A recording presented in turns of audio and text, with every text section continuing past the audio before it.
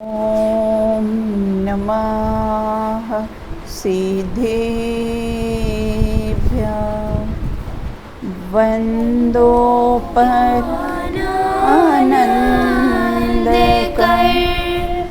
नेमिचन्द्रगुणगान माधव वन्दित विमल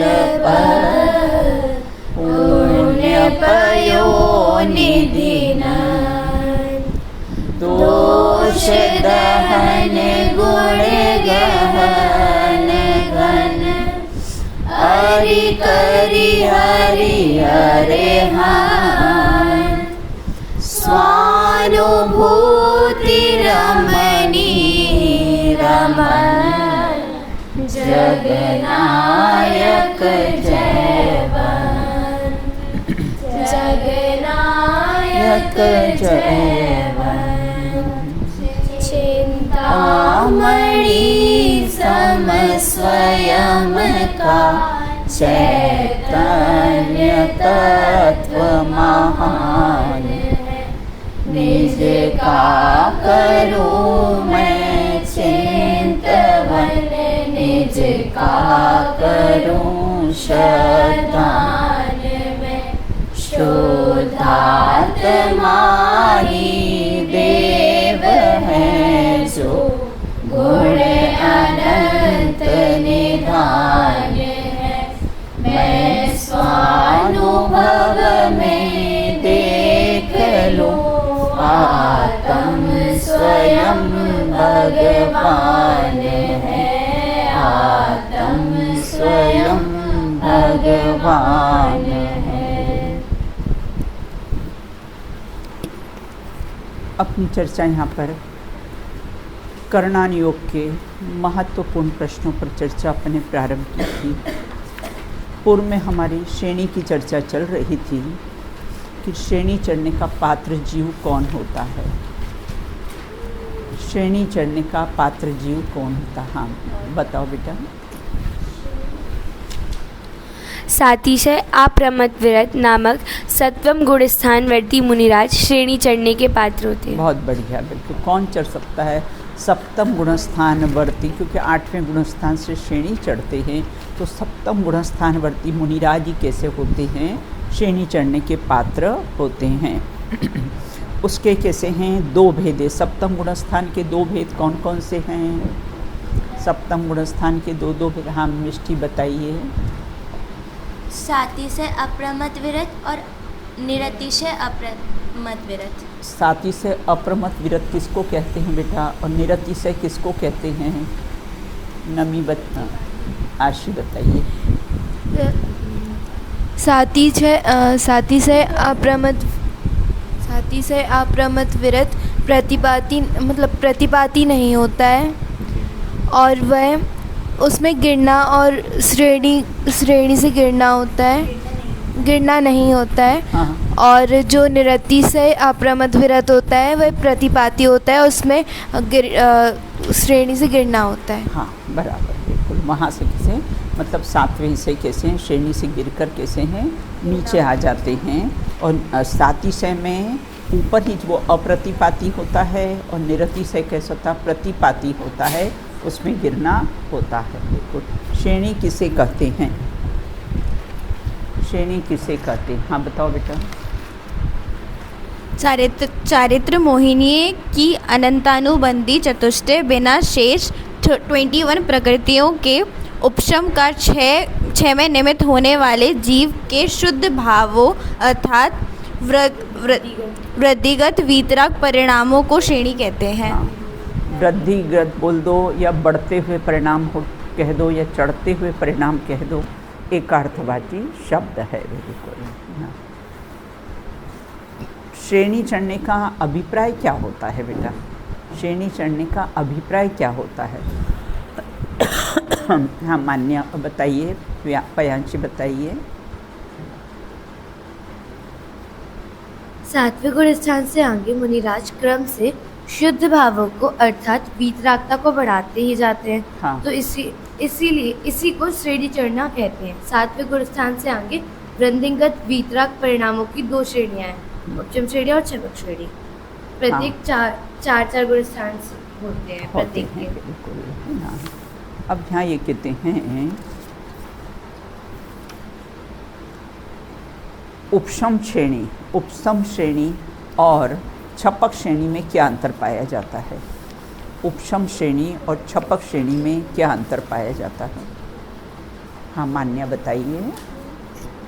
उपशम श्रेणी में चारित्र मोहनीय की 21 प्रकृतियों के उपशम होता है। हाँ। छपक श्रेणी में भी चारित्र इसमें बेटा मोहनीय एक बात जरूर बोलना बेटा कि वीतरागता की वृद्धि होती है। हाँ हाँ हाँ ठीक है।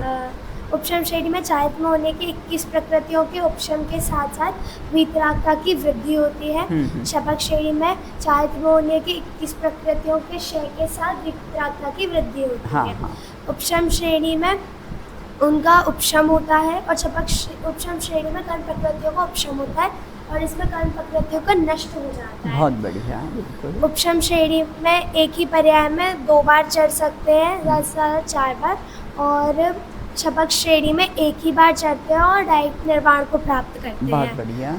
उपशम श्रेणी में और छपक श्रेणी में दोनों में ही अनंत गुणी वीतरागता की वृद्धि होती है। उपशम श्रेणी में मरण के बाद विग्रह गति में 4थे गुण स्थान मिलता है। छपक श्रेणी में मरण नहीं होता, सीधा निर्वाण होता है। बराबर। उपशम श्रेणी और छपक श्रेणी दोनों में यथाज्ञात चारित्र होता है। उपशम श्रेणी में औपशमिक भाव होता है, छपक श्रेणी में शायिक भाव होता है। उपशम श्रेणी के गुण स्थान होते हैं 8वां, 9वां, 10वां और 11वां। छपक श्रेणी के गुण स्थान होते हैं 8वां, 9वां, 10वां और 12वां। बहुत बढ़िया। उपशम श्रेणी में के बाद जब मरने के बाद नियम से देव होते हैं और छपक श्रेणी में मरण ही नहीं होता, नियम से निर्वाण होता है। और उपशम श्रेणी और छपक श्रेणी दोनों की ही जो जघन्य समय है वह एक समय है। एक समय है जघन्य और उत्कृष्ट एक समय उत्कृष्ट काल कैसा है? अंतर मुहूर्त है। इतनी अपनी चर्चा हुई थी। अपने यहाँ पर कुछ प्रथमोपशम और द्वितीयोपशम सम्यक्त्व की भी कैसी है चर्चा की थी कि प्रथमोपशम सम्यक्त्व और द्वितीयोपशम सम्यक्त्व किसे कहते हैं। बिल्कुल। अब कहते हैं प्रथमोपशम सम्यक्त्व और द्वितीयोपशम सम्यक्त्व किसे कहते हैं। प्रथमोपशम का अर्थ क्या हुआ बेटा? हाँ, प्रथमोपशम का अर्थ क्या हुआ?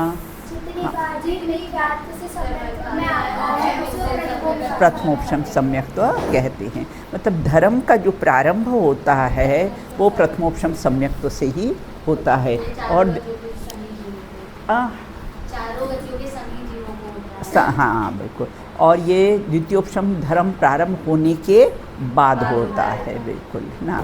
और प्रथमोपशम समक चारों गतियों के संगी पर्याप्तक जीवों को होता है। और द्वितीयोपशम सम्यक तो कब होता है?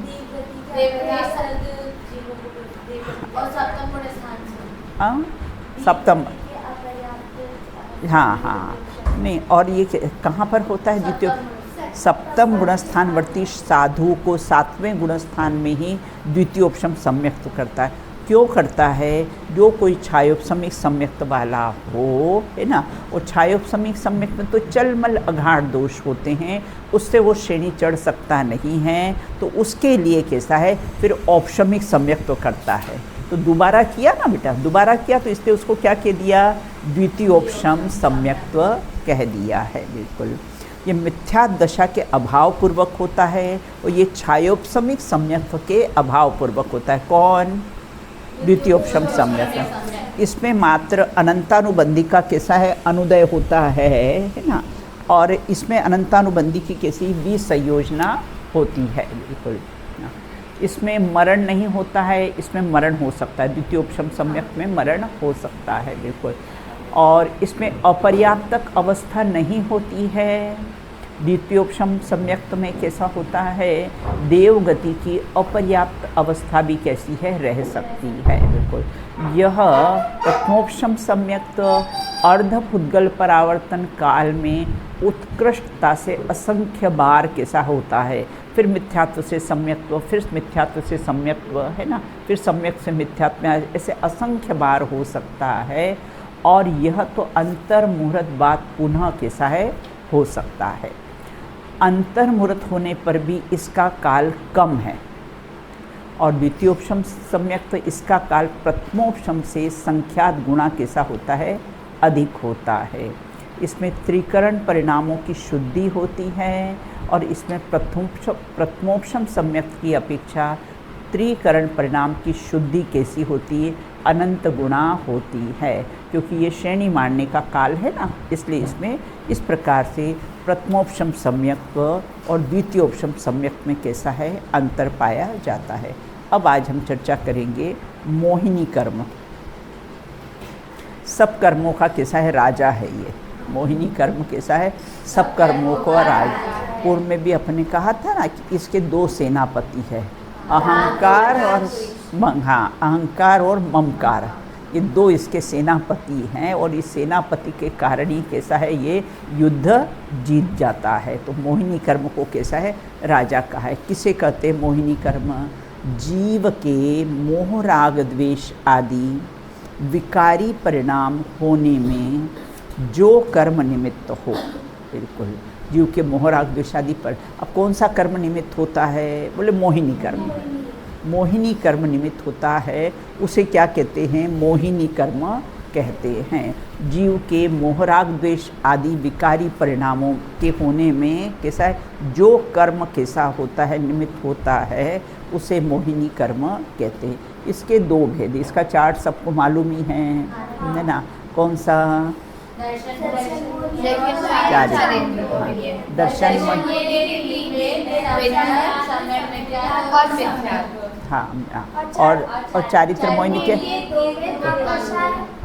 पहले कषाय, कषाय और अकषाय। कषाय में किस किस को लेना, बराबर, हाँ, नौ कषाय हैं। इस प्रकार से ये इसकी दो प्रकृतियाँ होती, दर्शन मोहिनी और चारित्र में, और कुल मिलाकर इसके 28 प्रकृतियाँ हो जाती है। चारित्र मोहिनी की 25 और दर्शन मोहिनी की 3, इस प्रकार 28 प्रकृतियाँ कैसी है, होती हैं। तो जीव के मोह राग द्वेष आदि परिणाम से, कैसे रागद्वेष के परिणाम होने से जो कर्म का उदय निमित्त, तो जो कौन सा, ये मोहिनी कर्म के कारण कैसा है, राग प्लस द्वेष इज इक्वल टू मोह। एक और अगर अपन परिभाषा लगाए ना, तो कैसे राग प्लस द्वेष इज इक्वल टू कैसा है, मोह होता है। जैसे नदी में स्वच्छ पानी बह रहा हो और अचानक उसमें कैसी बाढ़ आ जाती है, तो पानी कैसा होता है, मलिन हो जाता है। उसी प्रकार से यहाँ पर उस आत्मा के स्वभाव में मोह राग द्वेष आदि के परिणाम होने से आत्मा कैसा होता है, मलिनता को प्राप्त हो जाता है। विकारी परिणाम होने में वो कर्म का उदय निमित्त होता है, कौन सा, मोहिनी कर्म कैसा होता है, निमित्त होता है, बिल्कुल ना।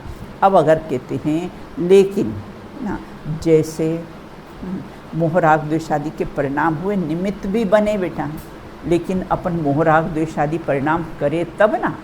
गुरुदत्त मुनिराज की अपने बात कही थी कि जो द्रोणागिर से मोक्ष गए हैं, छतरपुर के पास ही ना द्रोणागिर, हाँ द्रोणगिरी है ना, तो वहाँ से कैसे गुरुदत्त मुनिराज मोक्ष गए थे, रुई लपेट दी बेटा और आग लगा दी, और पहाड़ से उनको पर्वत से फेंक दिया, बीच में ही उन्होंने श्रेणी मान ली और ऊपर मोक्ष चले गए हैं, बिल्कुल। तो कर्म का उदय अपने को विकार नहीं कराता है। जो स्वयं अगर विकार रूप परिणमित हो तो कैसा है, कर्म का उदय उसमें निमित्त कहा जाता है ना। यदि कर्म विकार कराए तुझे तो कर्माधीन ही हो जाऊं, ऐसी स्थिति में सुन चेतन तुझे शाश्वत सुख ना मिल पावे, तुझे शाश्वत सुख ना मिल पावे। ये कर्म विकार नहीं करते हैं, कर्म का उदय आता है,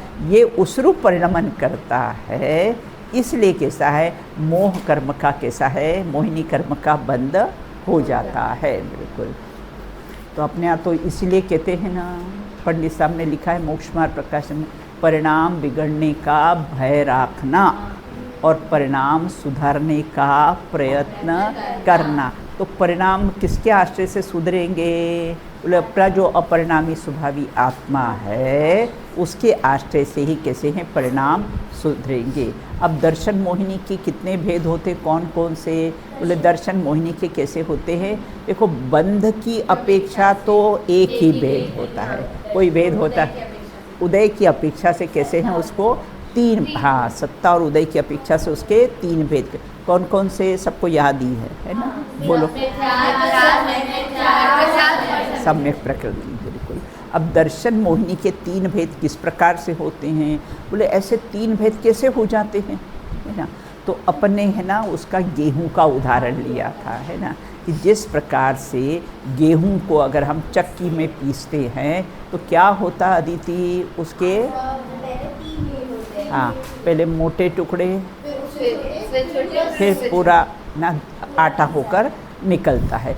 जैसे हमने दलिया पीसा तो अगर हमने उसको छन्नी से छाना तो क्या होता है? कुछ मोटे, हाँ, फिर कैसे? फिर दलिया अलग और नीचे आटा अलग हो जाता है। उसी प्रकार ये दर्शन मोहिनी कर्म के कैसे होते हैं? उसी प्रकार से प्रथमोपशम सम्यक्त रूपी चक्की में जब सम्यक तो होता है, प्रथम बार सम्यक तो होता है, उस चक्की में मिथ्यात्व के कैसे हैं? तीन टुकड़े हो जाते हैं। देखो, एक बात विशेष अपन ने बताई थी कि ये मिथ्यात्व प्रकृति डायरेक्ट नष्ट नहीं होती। हाँ, ये सौन मुक्ता से नष्ट नहीं होती, डायरेक्ट नष्ट नहीं होती है। जब भी होते हैं ना तो कैसे हैं? कन्वर्ट हो के पहले मिथ्यात्व सम्यक मिथ्यात्व में, सम्यक मिथ्यात्व सम्यक। जैसे अपने को 4 डिग्री फीवर हो तो एकदम डायरेक्ट 99 नहीं हो जाता है, क्या होता है? हाँ, पहले 3 डिग्री, फिर 2 डिग्री आएगा, फिर 1 डिग्री। आप ब्लड प्रेशर भी लेते ना तो धीरे धीरे कैसा है? कम होते जाता है, बिल्कुल। तो इस प्रकार से मिथ्यात्व के कैसे 3 टुकड़े हो जाते हैं। जैसे रस्सी अगर 3 टुकड़े हो जाते तो उसको बांधने में फिर जोर नहीं रहता है, बताओ। रस्सी के अगर 3 टुकड़े कर दिए तो फिर उससे अपन कोई चीज़ बांध सकते हैं क्या? नहीं, उसमें फिर जोर नहीं रहता। उसी प्रकार से मिथ्यात्व के जब 3 टुकड़े हो जाते हैं फिर अब उस मिथ्यात्व में कोई जोर नहीं रहता। हमने स्विच बंद कर दिया तो फैन थोड़ी देर चलता भी है लेकिन अब उसमें उतना फास्टपन नहीं रहता है, बिल्कुल, है ना। क्या सम्यक तो होते मिथ्यात्व नष्ट हो जाता? नहीं, मिथ्यात्व डायरेक्ट नष्ट नहीं होता है। 3 कन्वर्ट हो, मिथ्यात्व सम्यक मिथ्यात्व में, सम्यक मिथ्यात्व सम्यक प्रकृति में होता है, बिल्कुल। अब कहते दर्शन मोहिनी कर्म की 3 प्रकृतियाँ में हमारे पास कौन सी प्रकृति है? दर्शन मोहिनी के 3 है ना। तो देखो, अनादि मिथ्या दृष्टि। अनादि मिथ्या दृष्टि मतलब क्या? नहीं, हमेशा से नहीं। हाँ, मतलब उसने अभी तक सम्यक तो प्राप्त किया ही नहीं है, उसका नाम है अनादि मिथ्या दृष्टि। तो अनादि मिथ्या दृष्टि की अपेक्षा से मिथ्यात्व है। और सादी मिथ्या दृष्टि की अपेक्षा से क्या होता है? सादी मिथ्या दृष्टि मतलब क्या? हाँ, सादी मतलब शुरुआत हो गई उसकी और फिर छूट गया हो उसका। तो सादी मिथ्या दृष्टि एक बार सम्यक तो होने पर छूट जाता है, फिर तीनों की सत्ता में है। फिर वो है ना 3, मिथ्यात्व, सम्यक प्रकृति है। और सम्यक दर्शन होने के बाद तीनों ही कैसी होती है? नष्ट हो जाती है, बिल्कुल। अब कहते हैं कि पहला मिथ्यात्व दर्शन मोहिनी कर्म किसे कहते हैं, बिल्कुल, है ना। तो अपने इसमें देखो, आपके इसमें डेफिनेशन आई है कि मिथ्यात्व दर्शन मोहिनी कर्म किसे होते। क्वेश्चन नंबर 37 है। हाँ, अपने इसको 4 टुकड़ों में याद किया था, है ना। तो मिथ्यात्व दर्शन में सर्वज्ञ प्रणीत मार्ग से विमुख, मतलब जो रत्नत्रय का मार्ग है, वीतराग मार्ग है ना। तो उसमें क्या, जो मिथ्यात्व रहता है, मिथ्यात्व दर्शन मोहिनी कर्म का उदय रहता है, तो सर्वज्ञ की आज्ञा नहीं मानेगा, है ना। वीतराग देव की आज्ञा से विमुख चलेगा, बिल्कुल। तो सर्वज्ञ प्रणीत मार्ग से, तो सर्वज्ञ का मार्ग कौन सा है? रत्नत्रय। तो उससे यह कैसा है? विमुख रहता है, बिल्कुल, एक बात। दूसरा, तत्वार श्रद्धान में उसको कोई उत्साह नहीं, है ना, निरुत्साह। संसार के काम में बहुत उत्साह, है ना।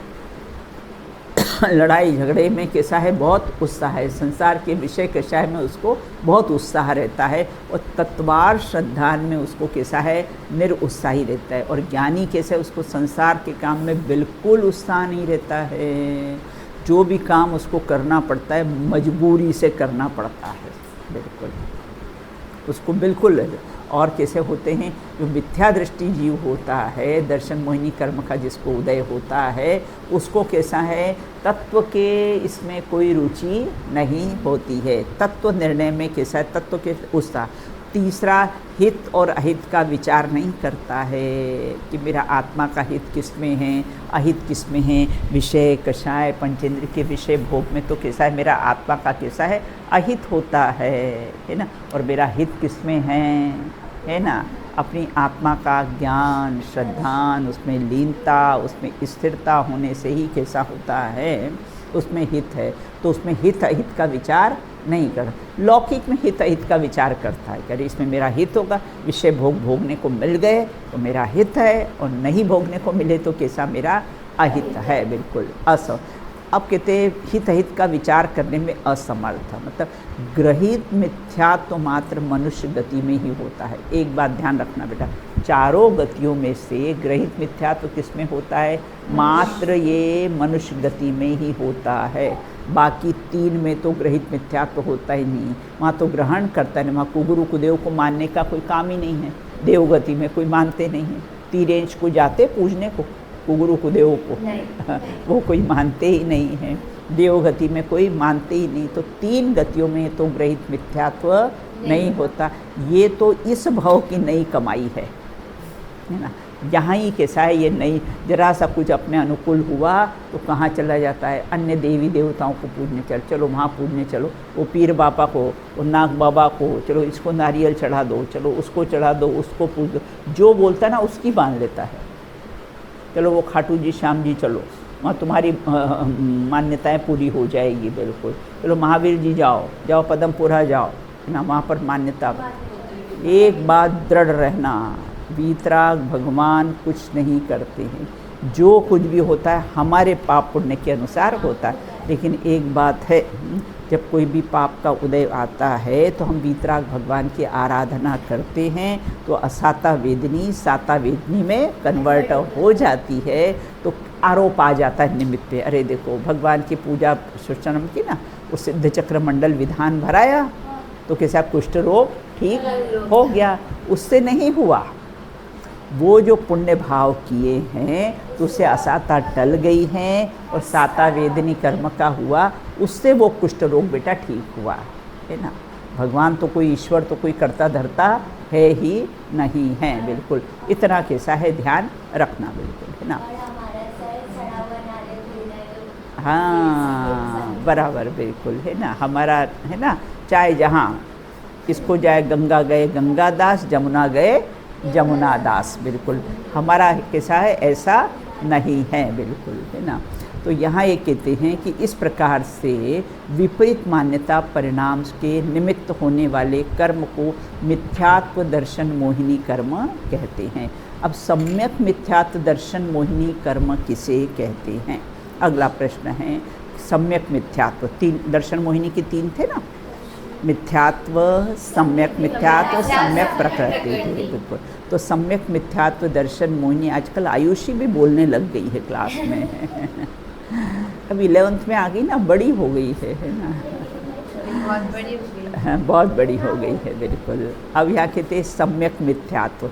तीसरा गुणस्थान कौन सा होता है, तीसरा गुणस्थान कौन सा होता है, मिश्र गुणस्थान। मिश्र गुणस्थान होता है, सम्यक मिथ्यात्व मिश्र गुणस्थान होता है, उसको मिश्र गुणस्थान कहते हैं, बिल्कुल है ना। जैसे मिश्र होता है ना, जैसे हम शिकंजी पीते तो कुछ खट्टी लगती है, कुछ मीठी लगती है, तो कैसे मिश्र होती है, बिल्कुल। तो सम्यक मिथ्यात्व दर्शन मोहिनी कर्म किसे कहते हैं, आत्मा के आश्रय से भी कैसा है, और देखो आत्मा के आश्रय से भी धर्म होता है और शरीर के आश्रय से भी धर्म होगा, दोनों बात मान लेता है ये मिश्र है ना।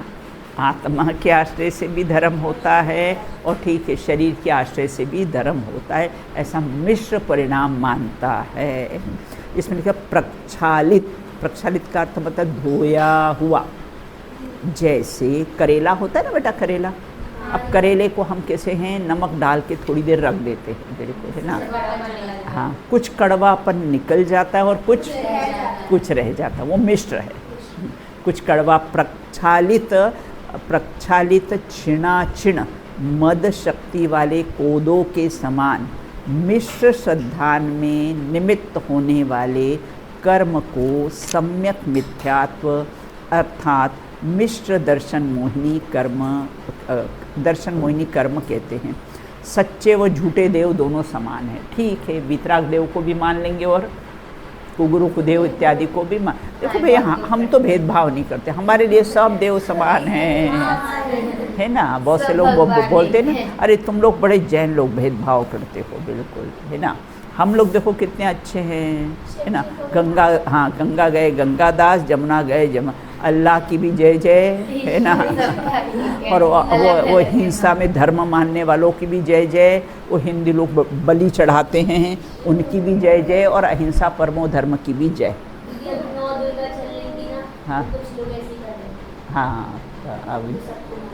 हाँ, देखो हम तो सब भगवान को मानते हैं, हम भगवान को नाराज़ नहीं करते हैं भाई, देखो वो है ही नहीं तो क्या मानोगे, उनकी सत्ता ही नहीं है बिल्कुल, तो मानने का प्रश्न उठता ही नहीं है। तो मिश्र परिणाम में कैसे सम्यक मिथ्यात्व, मतलब दोनों परिणाम, कुछ सम्यक्त्व के कुछ मिथ्यात्व के परिणाम मिश्र। इसमें प्रक्षालित है, प्रक्षालित मतलब धोया हुआ। देखो इसमें ऐसा उदाहरण दिया हुआ है, कोई कोदो का, कोई है ना शराब का एक फल होता है, उसको बोलते कोदो, है ना। अगर उसको धो लो ना तो कैसा है, कुछ तो उसका मद निकल जाता है और कुछ उसमें मद कैसा है रहता है। अदिति सीधे बैठो, ऐसे बैठो, हाँ, तो फिर प्रमाद आएगा, है ना। तो छिणाछिण मतलब कुछ तो छीण हो जाता है ना, उसका जो नशा होता है कुछ तो चला जाता है और कुछ रहता है। तो मद शक्ति वाले कोदों के समान। अब अपन ने तो न कभी शराब देखी है न शराब का कोई फल देखा है, अपन तो करेले का उदाहरण ले लो उसके लिए। करेले का उदाहरण से अपने को समझ में आ जाएगा बिल्कुल कि कुछ तो कड़वापन रहता है और कुछ कैसा होता है, कड़वापन उसका निकल जाता है ना। तो इस प्रकार निकल जाता है, कुछ कड़वापन तो रहता है बेटा और कुछ कड़वापन कैसा होता है, निकल जाता है, मिश्र पर रहता है वो बिल्कुल। तो श्रद्धान में निमित्त होने वाले कर्म को क्या बोलते, सम्यक मिथ्यात्व, सम्यक मिथ्यात्व अर्थात मिश्र दर्शन मोहिनी कर्म कहते। जैसे चूना और हल्दी। हाँ, अदिति खड़े हो जाओ, अदिति खड़े हो जाओ। तो यहाँ ये कहते हैं कि कैसे हैं, जैसे चूना और हल्दी, अब दोनों को हमने मिला दिया तो क्या हुआ, एक तीसरा कलर बन जाता है बिल्कुल, है ना।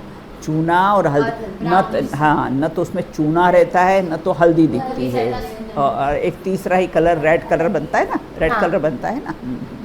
ऐसे मिश्र परिणाम, इसको बोलते हैं जात्यंतर प्रकृति ना। जात्यंतर मतलब कैसा है, उसकी जाति ही अब अलग हो गई है ना, न तो वो सफ़ेद रहा है न तो हल्दी पीला रहा है बिल्कुल, दोनों ही कलर उसमें दिखते हैं। लाल कलर जब बन जाता है तो उसमें दोनों कलर दिखते हैं, न तो सफ़ेद दिखता है न तो कैसा पीला दे, एक अलग जात्यंतर मतलब उससे ही अंतर से एक दूसरा कलर दिखने लग जाता है, एक रेड कलर दिखने लग जाता है बिल्कुल अलग ही जाति के। उसी प्रकार से यहाँ पर है ना, ये सम्यक मिथ्यात्व जो कैसा होता है तीसरे गुणस्थान में होता है, तो एक अलग ही कुछ सम्यक के परिणाम, कुछ कैसे हैं मिथ्यात्व का, कभी सच्चे देव को भी मान ले कभी झूठे देव को भी मान ले, ऐसे मिश्र परिणाम होते हैं बिल्कुल ना। अब यहाँ ये कहते हैं तीसरा सम्यक प्रकृति दर्शन मोहिनी कर्म किसे कहते हैं। छायोपशमिक सम्यक्त्व में है ना, 3 प्रकार के सम्यक्त्व होते हैं ना। छायोपशमिक उसमें कुछ क्षय, कुछ उपशम और कुछ उदय। तो छायोपशमिक सम्यक में चल मल अघाड़ दोष उत्पन्न होने के निमित्त से इसमें श्रेणी नहीं चढ़ सकता, है ना। छायोपशमिक सम्यक्त वाला श्रेणी नहीं चढ़ सकता है। अब उसको श्रेणी चढ़ना हो तो उसके बाद फिर से औपशमिक सम्यक्त करेगा, तब वो कैसा है श्रेणी चढ़ सकता है। क्यों नहीं चढ़ सकता है? क्योंकि इसमें चल, मल और अघाड़ दोष लग जाते हैं।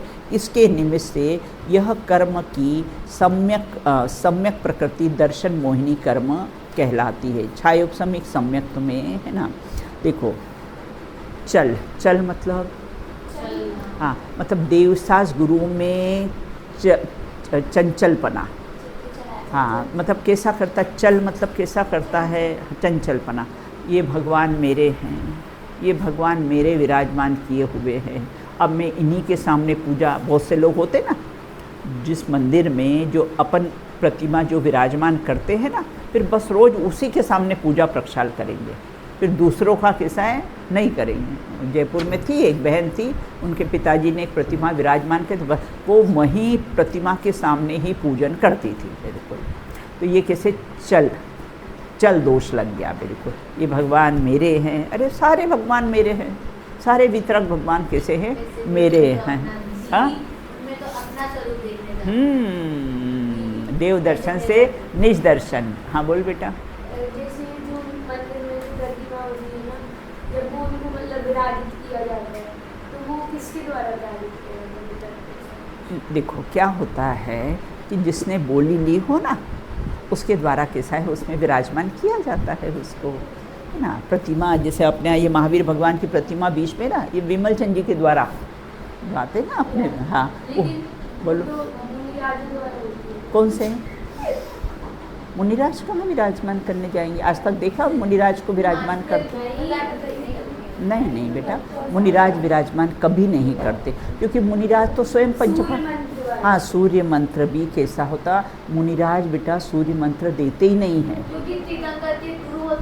बस तो एक बहुत लॉजिक से बात करना बेटा, तुमको ये समाज में जाओगे ना बहुत प्रश्न उठेगा कि देखो यहाँ तो सूर्य मंत्र तो मुनिराज ही देते हैं, यहाँ तो ये प्रतिष्ठाचार्य दूसरे जो गृहस्थ होते हैं ये सूर्य मंत्र दे देते, तो इनकी प्रतिमा प्रतिष्ठित नहीं है। ऐसे बहुत प्रश्न आपको समाज में उठते हैं और उठ रहे हैं। तो अच्छी तरह से बेटा है ना समझ ले बेटा, है ना, अच्छी तरह से समझ ले बेटा, है ना। सूर्य मंत्र कभी मुनिराज नहीं देते हैं। कारण कैसा होता है, जो तीर्थंकर होते हैं ना बेटा, उनके कोई गुरु नहीं होते हैं। तीर्थंकर जब दीक्षा लेते हैं तो क्या करते, ओम नमः सिद्धेभ्या ऐसा क्या करके वो दीक्षा ले लेते, उनके कोई गुरु होते ही नहीं हैं।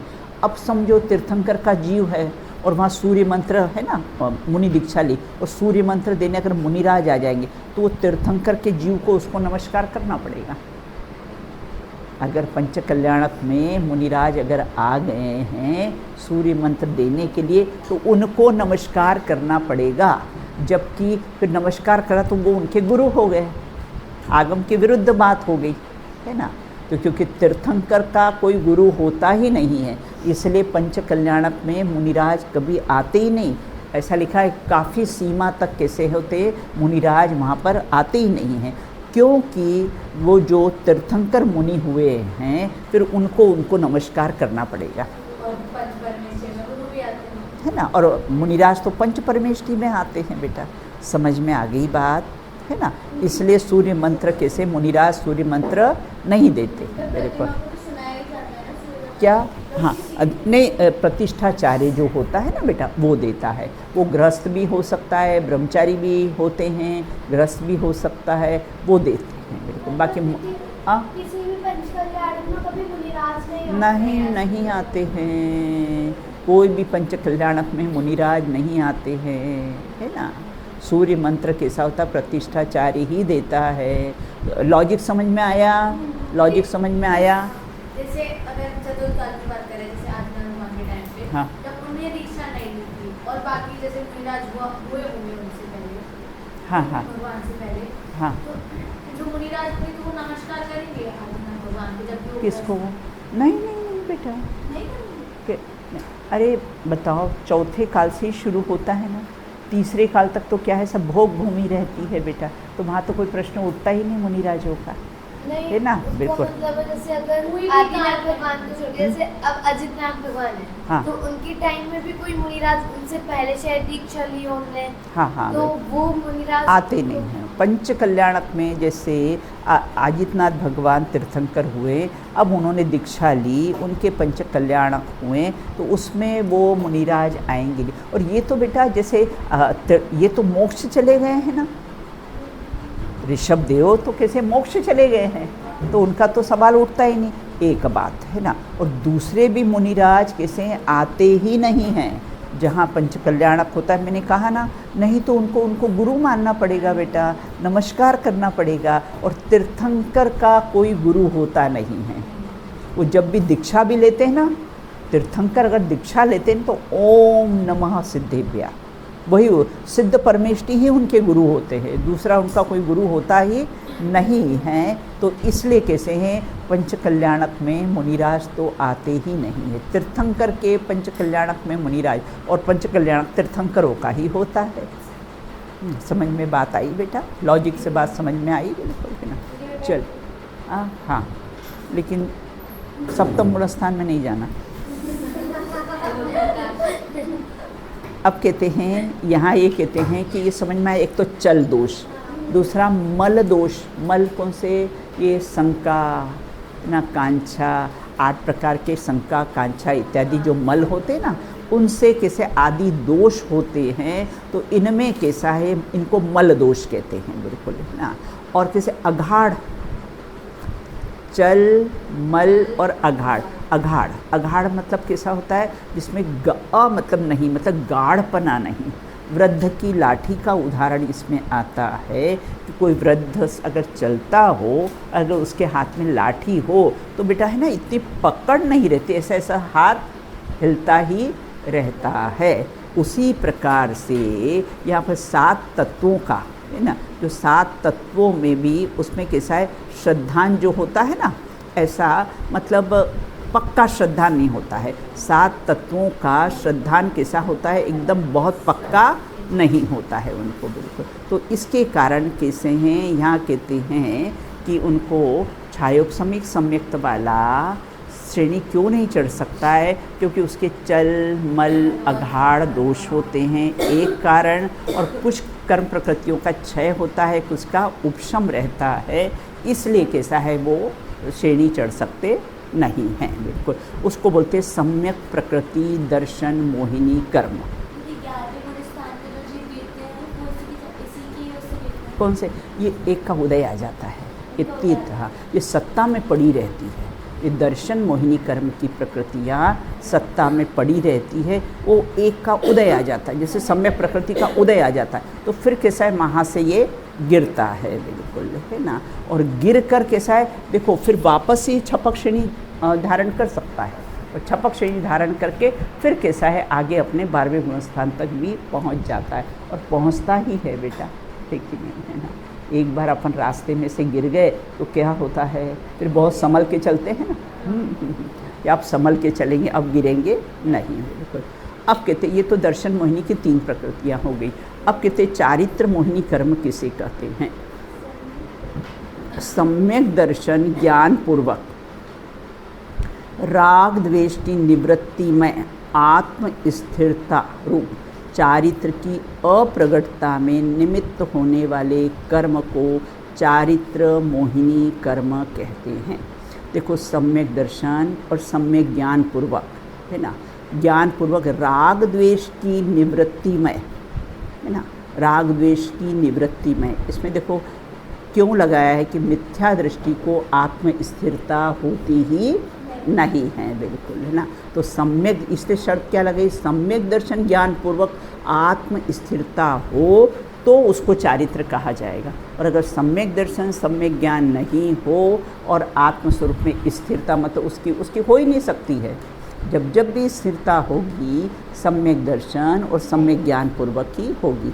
लेकिन सम्यक दर्शन ज्ञान पूर्वक राग द्वेष की निवृत्ति में आत्म स्थिरता रूप चारित्र की कैसी है, अप्रगटता, वो स्थिरता लीनता प्रकट नहीं है। और ऐसे अपने आत्म स्वरूप में स्थिरता लीनता नहीं होने में जो कर्म का उदय निमित्त होता है उसे चारित्र मोहिनी कर्म कहते हैं। बिल्कुल देखो, रत्नत्रय हमेशा एक साथ प्रकट होता है ना। तो यहाँ तो कहते हैं सम्यक के पूर्व की बात है, तो उसको चारित्र मोहिनी मतलब कैसे, चारित्र मोहिनी की अपन ने देखी ना, कषाय और अकषाय ना। तो इस प्रकार से उसको मतलब अपने आत्मस्वरूप में स्थिर नहीं होने दे, है ना। और किसके कारण, जिस कर्म का उदय निमित्त हो, जो अपने आत्मस्वरूप में लीनता और स्थिरता नहीं होने दे, उसको चारित्र मोहिनी कर्म कहते हैं। अब चारित्र मोहिनी कर्म के कितने भेद हैं? बोले 2, कषाय और अकषाय। वो चार्ट आप लोग को सबको याद है बिल्कुल, है ना। 16 कषाय और 9 कषाय हैं बिल्कुल। अब कहते हैं 16 कषाय, वो अनंतानुबंधी, अप्रत्याख्यान, प्रत्याख्यान, संज्वलन, बिल्कुल सबको याद है बिल्कुल, है ना। अब कहते हैं 9 कषाय, हास्य, रति, अरति, शोक, इस प्रकार से कैसे हैं। अब उसमें भी देखो, इस हास्य प्रतिमा बोलना, हंसमुख प्रतिमा होनी चाहिए कि वितरागी होनी चाहिए, है ना। बहुत से लोग बोलते हैं भाई प्रतिमा अच्छी हंसमुख होनी चाहिए।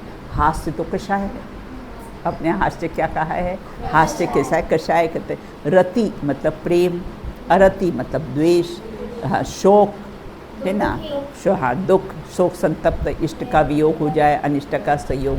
जैसे अब आप लोग 12th में आओगे ना, फिर बिछड़ोगे ना, तो फिर कैसे होते हैं, फिर शोक संतप्त हो जाते हो आप लोग बिल्कुल। और भय भी कषाय है बिल्कुल।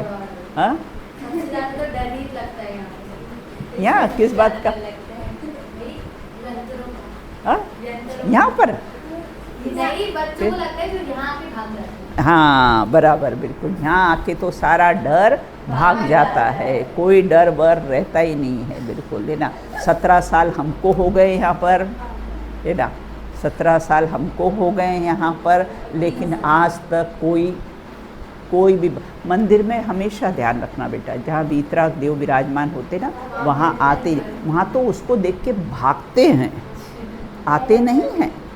भक्ति करने आते हैं ना उनकी, भक्ति करने आते हैं बिल्कुल, अच्छे भाव से, बिल्कुल बिल्कुल, है ना। आप देखो ना, ये तिजारा वगैरह है ना, जाते ना लोग बाग क्यों जाते हैं, और भूत प्रेत भगाने जाते। मतलब वे वीतरागी देव के सामने नहीं टिकते ना, वो इससे ही सिद्ध होता है ना कि वीतराग देव के आगे कैसे टिकते नहीं है बिल्कुल।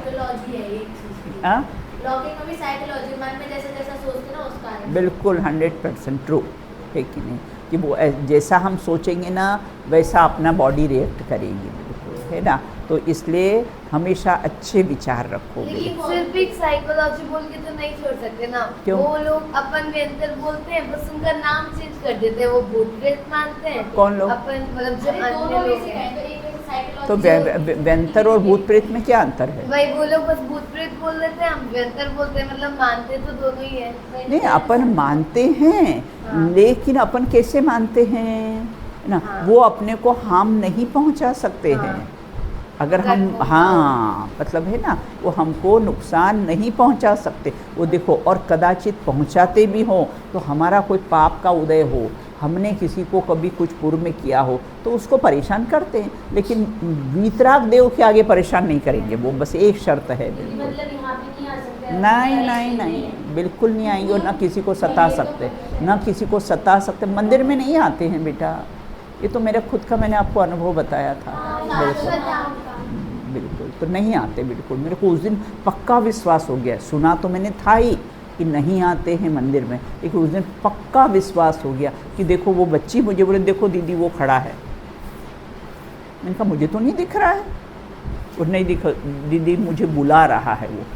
अब उसको पता नहीं कौन दिख रहा था, बाहर बुला रहा था। वो डेल क्रॉस करके मंदिर के अंदर नहीं आ सकता है, क्योंकि मैं उसको लेके मंदिर में पहुंच गई थी, है ना। तो इसलिए बेटा है ना, जब भी अपने को कुछ ऐसा बाधा हो ना, तो अपन अपने मंदिर में चले जाना, वहाँ अपनी पूजा, दिन हो तो पूजा करना, रात्रि में हो तो भक्ति करना, सास पढ़ना, स्वाध्याय करना, ये कर, वो समय बेटा टल जाता है। उस समय का वो समय कैसा होता है, टल जाता है बिल्कुल, फिर आपको परेशानी नहीं होगी।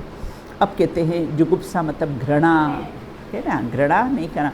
मुनि तन देख, है ना, मुनियों के तन को देखकर कैसा है घृणा, और किसी के भी तन को देखकर कैसा है घृणा नहीं करना। स्त्री वेद पुरुष के साथ रमण करने का भाव, पुरुष वेद हो तो स्त्री के साथ रमण करने का भाव, नपुंसक हो तो दोनों के साथ रमण कर, द्रव्य भाव वेद का परस्पर में मिलन होता है। द्रव्य वेद और भाव वेद, द्रव्य वेद मतलब जैसे हमारा स्त्री वेद है ना, ये है। और कैसा होता है, अब भाव स्त्री वेद क्या हुआ, जो पुरुष के साथ रमण करने का भाव, वो भाव स्त्री वेद हुआ बिल्कुल ना। एक द्रव्य और एक भाव, अपने पूर्व में भी चर्चा है, वेद और लिंग में अंतर पाया जाता है, ये भी अपन ने देखा था। स्त्री लिंग और स्त्री वेद दोनों में कैसा है अंतर पाया जाता है बिल्कुल। अब आगे कहते हैं कि इस प्रकार से 9 कषाय, अनंतानुबंधी आदि 4 भेद भी होते हैं, अर्थात इसका उदय उन क्रोधादिक के साथ यथासंभव होता है। देखो अनंतानुबंधी चली गई ना, तो उसके साथ क्या कैसा है, वो 9 कषाय भी चली जाएगी है ना। अनंतानुबंधी चली गई तो उसके साथ कैसी 9 कषाय भी चली जाती। प्रधानमंत्री जाता है तो उसके साथ उसके बॉडीगार्ड भी चले जाते, वो ठहरते नहीं हैं बिल्कुल है। खुलासा भाव दीपिका ग्रंथ में और इस प्रकार से किया। अब कहते कषाय कर्म किसे कहते हैं, ये तो परिचित है, रोज ही कषाय करते हैं, इसमें दीदी क्या समझाने की बात है क्या हमको मालूम नहीं कषाय किसे कहते हैं, रोज ही तो कषाय करते हैं बिल्कुल है कि नहीं। तो हमें तो खूब परिचय है कषाय का बिल्कुल है ना। देखो यहाँ हाँ, कंस्थिति इति कषाय है ना, कंस्थिति इति कषाय है ना। कंस्थिति मतलब जो कसे मतलब कैसे, आत्मा को निमित्त की अपेक्षा से करना, व्यवहार की अपेक्षा, आत्मा को कोई कस वस सकता नहीं है। देखो अमर्यादित, परिभाषा में क्या लिया, अमर्यादित विस्तृत संसार रूपी कर्म क्षेत्र को जोत कर आत्म स्वभाव से विपरीत लौकिक सुख और दुख आदि अनेक प्रकार के धान्य के उत्पादक जीव के विकारी परिणामों को कषाय कहते हैं। अमर्यादित, समुद्र कैसा है, उसकी कोई मर्यादा है, आकाश की कोई मर्यादा है, कहाँ से स्टार्ट होता है कहाँ एंड होता है, अमर्यादित है ना। अथवा विस्तृत है ना, भव संसार है ना, विस्तृत संसार कैसा है, भव समुद्र है ना, भव समुद्र सीमित कियो है, संसार रूपी कर्म क्षेत्र को जोत कर है ना।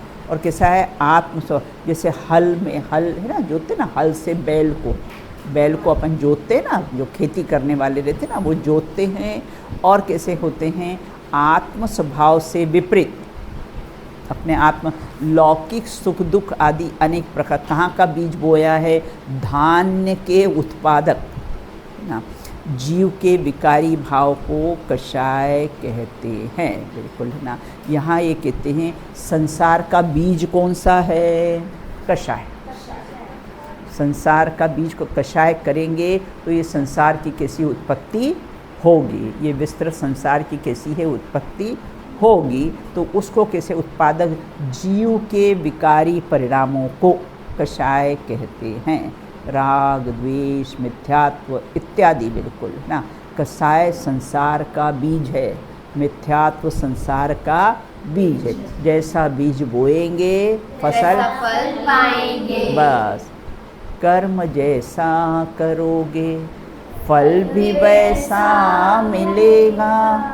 नीम बोने वालों को आम कैसे मिलेगा। बोया तो नीम है और बोले हमको आम मिल जाए, करी तो कषाय है मिथ्यात्व और बोले हमको मोक्ष की प्राप्ति हो जाए। बोले ऐसे कैसे संभव है,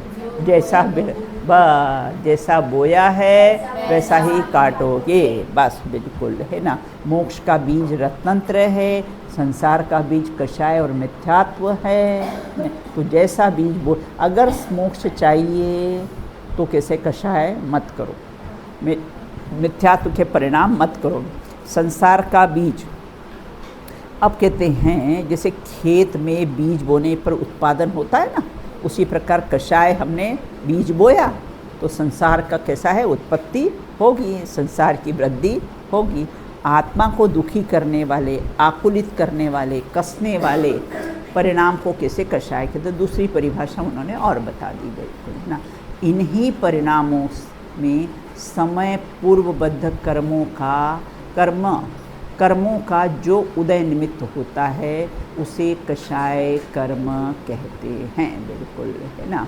यहाँ एक तो कषाय शक्ति अचिंत्य है, कषाय समुद्घात भी होता है ना। अब यहाँ ये कहते हैं कि पूर्वबद्ध कर्मों के उदय में कषाय निमित्त होता है। कषाय कर्म का उदय आया पूर्वबद्ध, और यहाँ जीव ने कषाय करी तो फिर, है ना, जैसे मैं ज्ञानानंद स्वभावी आत्मा खड़ा हूँ और ये कषाय कर्म का उदय आया, ये उदय आया, यहाँ तक आया बिल्कुल, है ना। और कैसा है, हमने उसको जान लिया तो वो खिर जाएगा। और अगर हमने जाना नहीं न वापस कषाय करी तो क्या करेगा,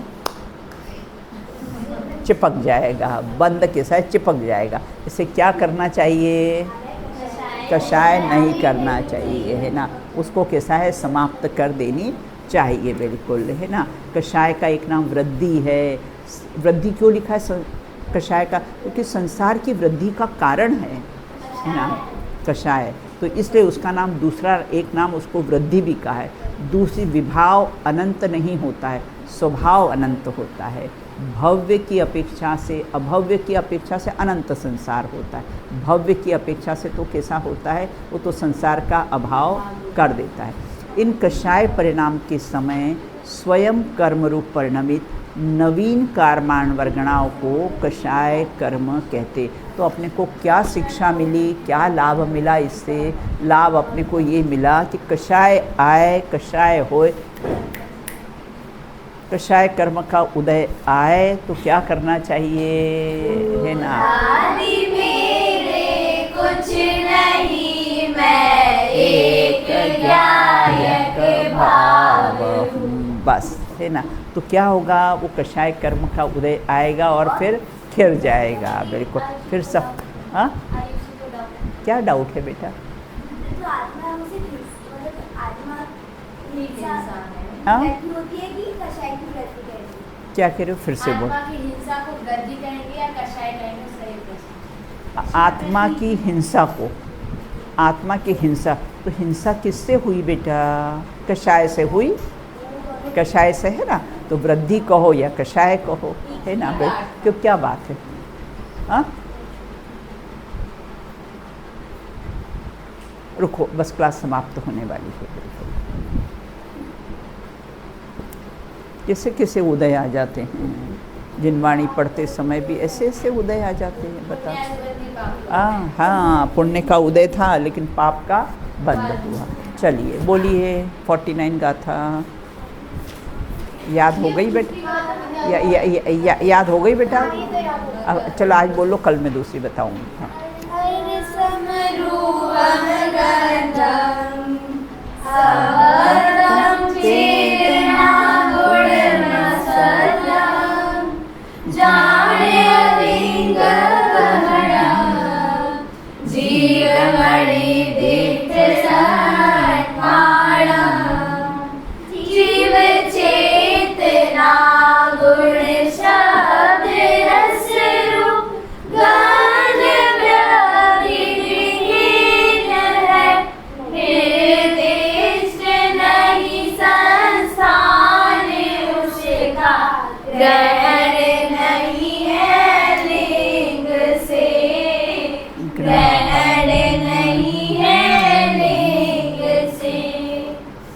बोलिए अनंतानंत सत्य परमेश जी भगवंतों की जय हो। नित्य बोधनी द्वादशांग में जिनवाणी माता की जय हो। हस्ती की मस्ती में मस्त रहने वाले समस्त वीतरागी संतों की जय हो। अंतिम शासन नायक भगवान महावीर स्वामी की जय हो। अहिंसा में परमो जैन धर्म की जय हो।